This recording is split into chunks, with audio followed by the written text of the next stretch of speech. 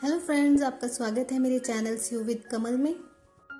और आज की वीडियो में मैं आपके लिए लेके आई हूँ ट्राउज़र पैंट की फुल कटिंग एंड स्टिचिंग का ट्यूटोरियल। और इस वीडियो में मैंने बहुत ही आसान तरीका शेयर किया है बिगनर्स के लिए, तो वीडियो को कंप्लीट देखिएगा। इसमें मैंने बैक में इलास्टिक लगाया है और फ्रंट में मैंने बेल्ट लगाई है बुकरम की, और साइड में मैंने पॉकेट भी दी है। तो चलिए हम वीडियो को शुरू करते हैं।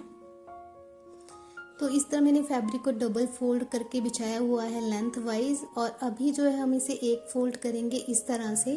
और 15 इंच में फ्रंट पीस जो है 15 इंच का कट कर रही हूँ, क्योंकि इस ट्राउज़र मेजरमेंट में जो हिप राउंड है वो 48 है और इसे 4 से डिवाइड करने के बाद 12 आया है। और इसमें मैं 3 इंच की लूजिंग दे रही हूँ, क्योंकि ये एक्सेल साइज का हम प्लाजो बना रहे हैं। तो इसलिए हमें 15 इंच पे मार्क करके हमारे फैब्रिक को इसी तरह से सेट कर लेना है पहले।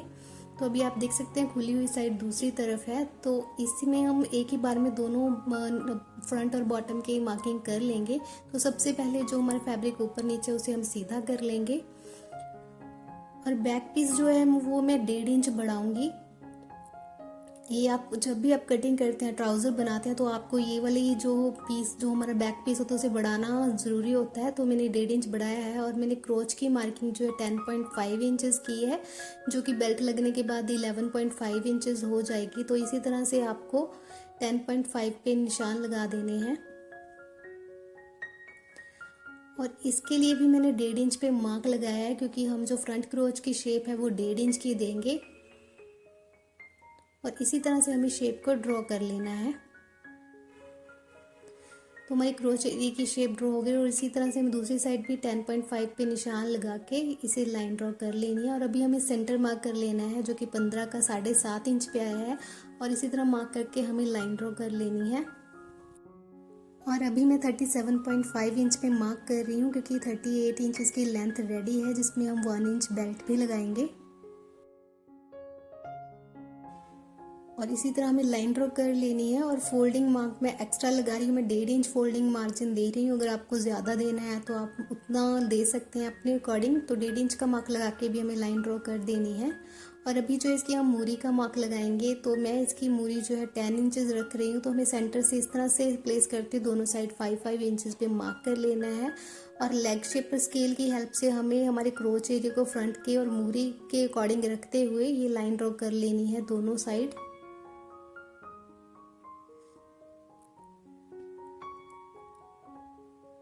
और अभी जो हम बैक क्रोच के लिए मार्किंग करेंगे, तो हमें लाइन को सीधा कर लेना है, जो हमने 10.5 इंच पे डाली थी। और ये मैं 2.5 इंच बढ़ाऊंगी बैक पीस को।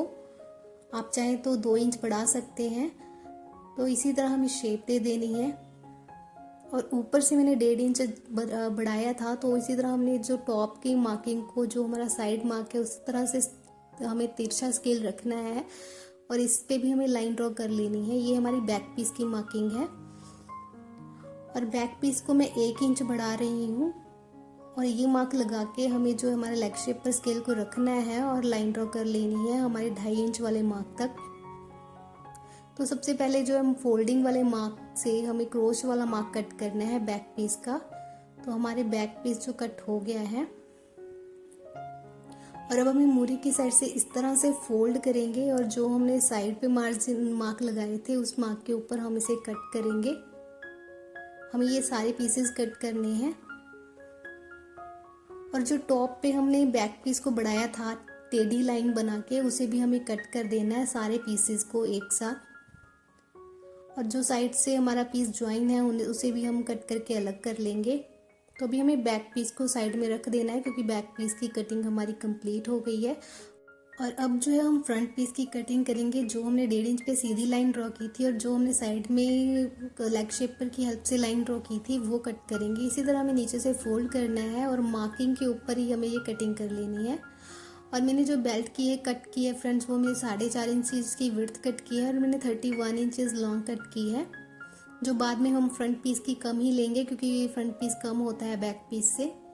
तो इसी तरह हमें एक साथ इसे कट कर लेना है। तो हमारी ट्राउज़र पैंट की कटिंग जो है कंप्लीट हो गई है। और पॉकेट में आपको स्टिचिंग करते टाइम ही कटिंग बताऊंगी।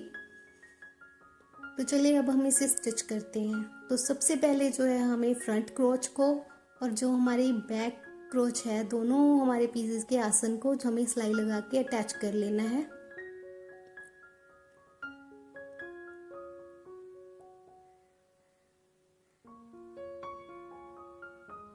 और अभी जो फ्रंट पीस पे हमने कट लगाए हुए हैं, मैंने जो सेंटर था हमारे फ्रंट पीस का 7.5 इंच वाला मार्क, उस पे हमें 6.5 इंच लॉन्ग लाइन ड्रॉ करनी है और मैं 7 पॉइंट की इसमें प्लेट डाल रही हूँ। इससे फ्रेंड्स हमारे जो ट्राउज़र की लुक बहुत अच्छी आती है, तो आप भी इसी तरह से प्लेट्स डाल सकते हैं। और इन्हीं मार्क के ऊपर हमें फोल्ड करना है इस तरह से, और जो हमने तिरछे मार्क लगाए थे उसके ऊपर हम सिलाई लगाएंगे।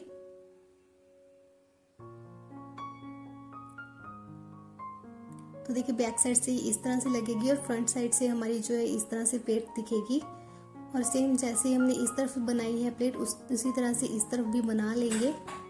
और फ्रेंड्स अब जो है हम इसकी पॉकेट कट करेंगे। तो पॉकेट कट करने के लिए मैंने 2 पीसेस कट किए हैं, जिसकी लेंथ मैंने 12 इंचेस कट की है और इसकी विड्थ जो है मैंने 7 इंचेस कट की है। तो सबसे पहले हमें टॉप पे साइड पे 2.5 इंच पे मार्क किया है और मैंने जो पॉकेट का होल है वो मैंने 5 इंच रखा है और ऊपर से मैंने 4.5 इंच पे मार्क लगाया है। और इस तरह से इंची टेप को रख के हमें लाइन ड्रॉ कर लेनी है और नीचे से मैंने 2 इंच की शेप दी है फ्रेंड्स।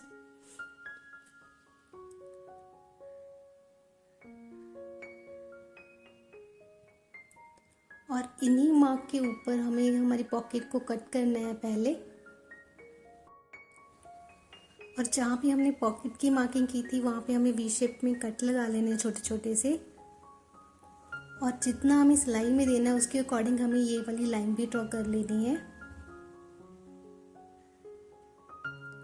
और अभी हमें जो हमारी पैंट का फ्रंट पीस है उसे लेना है और इसमें से हमें एक पीस जो है हमारी पॉकेट का हम निकाल लेंगे और उसे सीधी साइड ही प्लेस करेंगे। हम दोनों पॉकेट और हमारी पैंट की सीधी साइड एक तरफ होनी चाहिए और जो हमने लाइन ड्रॉ की थी उसी लाइन के ऊपर हमें ये वाली सिलाई लगानी है। और जहाँ पे हमारे शार्प कॉर्नर्स है वहाँ पे हम इसी तरह से कैंची से कट करेंगे, बस हमें सिलाई कट नहीं करनी है। इससे जो है हमारी पॉकेट आसानी से टर्न हो जाएगी। और अभी हमें इस तरह से हमारी पॉकेट को खोलना है और जो सिलाई हमने लगाई थी उसको हमें दबाना है। हमें पॉकेट वाले फैब्रिक के ऊपर हमें बिल्कुल एजेस पे सिलाई लगाएंगे।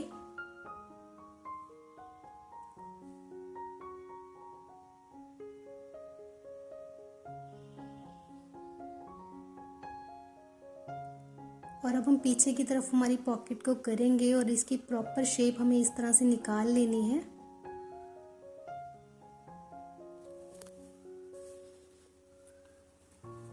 और अगर आप बिगनर्स हैं तो आप पहले इसे प्रेस भी कर सकते हैं, जिससे ये और भी अच्छी फिनिशिंग के साथ हमारी पैंट की पॉकेट रेडी होगी। और इसके एजेस पे हम सिलाई लगाएंगे। तो फ्रेंड्स मैंने सिलाई लगा ली है इसके एजेस पे। और अभी हमें इस तरह से खोल लेना है हमारी पॉकेट को और जो इसकी दूसरी साइड थी पॉकेट की उसे हमें इस तरह से इसके नीचे प्लेस करना है। दोनों हमारी पॉकेट की उल्टी साइड अंदर की तरफ है और बाहर की तरफ सीधी साइड है पॉकेट की, और इसी शेप में हमें डबल सिलाई लगानी है। तो मैंने डबल सिलाई भी लगा ली और वी शेप में कट भी लगा लिए हैं राउंड शेप के अकॉर्डिंग। और अब हम इसे इस तरह से उल्टा देंगे जिससे हमारी पॉकेट की उल्टी साइड बाहर की तरफ आ जाएगी। और मैंने इसे प्रेस भी कर लिया है और इस तरह पीछे की तरफ सेट करके रखना है हमें पॉकेट को, और इसके साइड में और इसके ऊपर हमें सिलाई लगा के इसे सिक्योर कर लेना है। सो फ्रेंड्स अब हम इस तरह से हमारे फ्रंट पीस को रखेंगे और इसके ऊपर हमें ओवरलैप कर देना हमारा बैक पीस, और इसके साइड में हमें टॉप तक सिलाई लगानी है क्योंकि हम बेल्ट अटैच करेंगे बाद में। तो मैंने 1/2 इंच हम यहाँ तक ही सिलाई लगाएंगे, 1/2 इंच ऊपर छोड़ देंगे जिस पे हमें सिलाई नहीं लगाएंगे। और सेम इसी तरह से इस तरफ भी हमें ऊपर की साइड जगह छोड़नी है थोड़ी सी, और बाकी साइड में हमें सिलाई लगा देनी है टॉप से बॉटम तक। तो हमने साइड में सिलाइयाँ लगा ली हैं और अब जो है हम क्रोच एरिया से हम मिलाते हुए ये वाली सिलाई लगाएंगे। पहले हम एक साइड में सिलाई लगाएंगे और इसी तरह दूसरी तरफ भी हम सिलाई लगा लेंगे। तो हमने जो है साइड में और सेंटर में सिलाइयाँ लगा ली हैं और अब हम इसकी बेल्ट अटैच करेंगे। तो सबसे पहले हमें फ्रंट पीस को मेज़र कर लेना है क्योंकि हमने इसमें प्लेट्स लगाई थी। तो ये हमारा जो है 23.5 इंच पे आया है। तो इसी तरह हमें जो बुकरम है उसे 23.5 इंच लॉन्ग कट करेंगे हम। और ये 1.2 इंच विड्थ वाली बुकरम मैंने यूज़ की है। और इसे हमें एक जो पीस ले लेना है हमारी बेल्ट का, और उसके ऊपर हम इसे प्रेस करके चिपका लेंगे। हमें हाफ मार्जिन छोड़ना है, हाफ इंच के अकॉर्डिंग, और इसे प्रेस करके चिपका लेना है। और जो हमारा मार्जिन हमने छोड़ा है उसे हम फैब्रिक ग्लू की हेल्प से चिपका लेंगे बुकरम के ऊपर, जिससे बाद में हमें सिर्फ एक ही सिलाई लगानी पड़ेगी। तो इसी तरह से अच्छे से चिपका लेना है, हमारा फैब्रिक लूज़ नहीं होना चाहिए।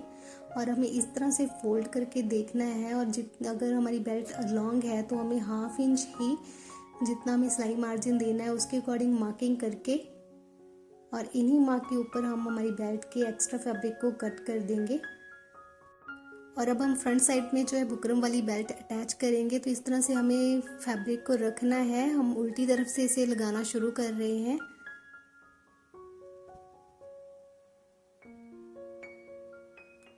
और इस तरह से स्टिचिंग मार्जिन को ऊपर की तरफ करते हुए हमें बेल्ट को ऊपर की तरफ उल्टा देना है, और इसी तरह हमें एजेस के ऊपर सिलाई लगा देनी है। तो देख सकते हैं हमारी फ्रंट बेल्ट रेडी है। और अब हम इसके ऊपर की साइड भी सिलाई लगा देंगे, जिससे बुकरम हिले नहीं अपनी जगह से।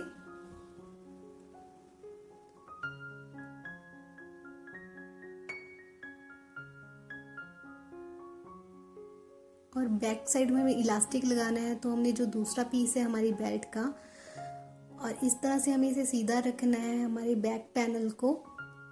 और सीधी साइड हमारी फैब्रिक की भी सीधी साइड एक तरफ होनी चाहिए बैक पैनल के। और सेम इसी तरह हाफ इंच का मार्जिन छोड़ते हुए हमें सिलाई लगा देनी है एंड तक।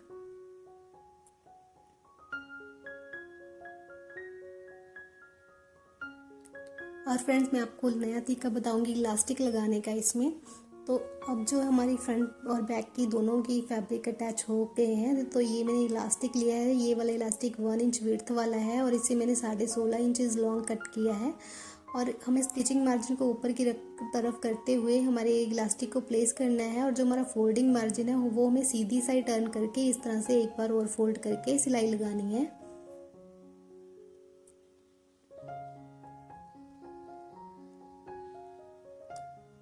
तो इस तरह से हमारा फैब्रिक ऊपर की तरफ आ जाएगा और ये सिलाई गुम हो जाएगी। और सेम इसी तरह से हम इस तरफ भी सिलाई लगाएंगे। हमें पहले इलास्टिक को ऊपर रखना है, स्टिचिंग मार्जिन को ऊपर की तरफ करते हुए, और फोल्डिंग मार्जिन को फ्रंट बेल्ट के ऊपर करते हुए हमें उल्टा के साइड में सिलाई लगा देनी है।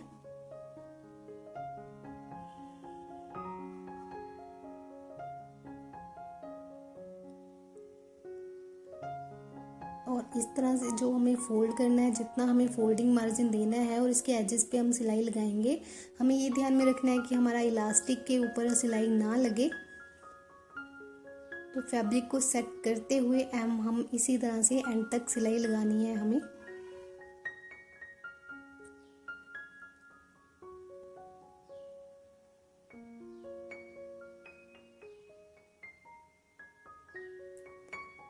और इसी तरह से हमें इसको 2-3 बार स्ट्रेच करना है हमारे इलास्टिक को।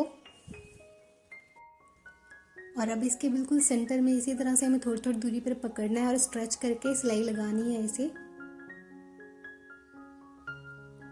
देखिए हमारा इलास्टिक जो है बहुत ही ब्यूटीफुली लग गया है, अटैच हो गया है हमारे प्लाजो में। और ये हमारी फ्रंट बेल्ट है।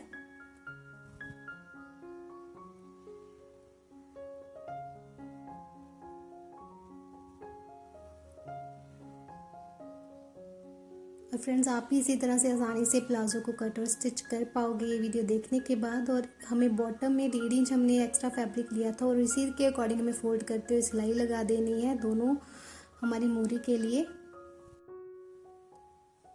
सो फ्रेंड्स, हमारा प्लाजो अब कंप्लीट हो गया है। तो मैं आपको इसकी फाइनल लुक भी दिखाऊंगी। आई होप आपको ये मेरी वीडियो अच्छी लगी होगी। अगर वीडियो अच्छी लगी है तो इसे लाइक कर दें। और इस प्लाजो का मेजरमेंट मैं आपको डिस्क्रिप्शन बॉक्स में भी शेयर कर दूंगी, और आप मेरा चैनल विजिट करके और भी बहुत सारी डिज़ाइंस की वीडियो देख सकते हैं। और अगर आप इंस्टाग्राम और फेसबुक पे हैं तो आप मुझे वहाँ पे भी फॉलो कर सकते हैं। और अब हम मिलेंगे नई वीडियो में नए ट्यूटोरियल के साथ। Thanks for watching.